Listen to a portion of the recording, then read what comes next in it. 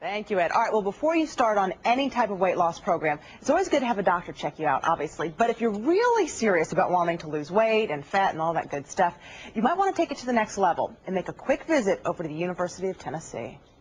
Okay, Danny, go ahead and stand up against the wall.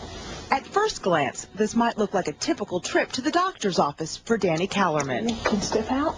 But this is all part of a test at the University of Tennessee, one that's a little bit out of this world. We feel very fortunate that we have that tool, because it's really in terms of service to the community as well as doing our research. It's just a great tool to have. This tool is called a bod pod. It's the most accurate way to measure body fat. How come you guys are not wearing this? Okay, well, because air that is trapped in your hair has a different moisture level and a different temperature than the air in the room, and so it compresses at a different level than otherwise. Danny has to wear a swimsuit and a swim cap, even though she's not actually going to get wet. The door will stay closed for about a minute, then I'll open the door and we'll repeat it. Okay? Any questions before we start? No.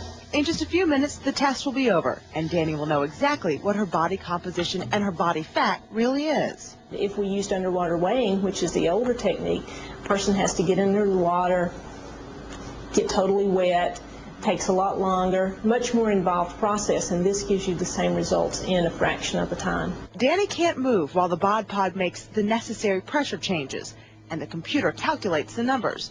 But in less than a minute, it's over. A quick, accurate, and a real-life way to measure body fat, even though it might look like something out of a sci-fi movie.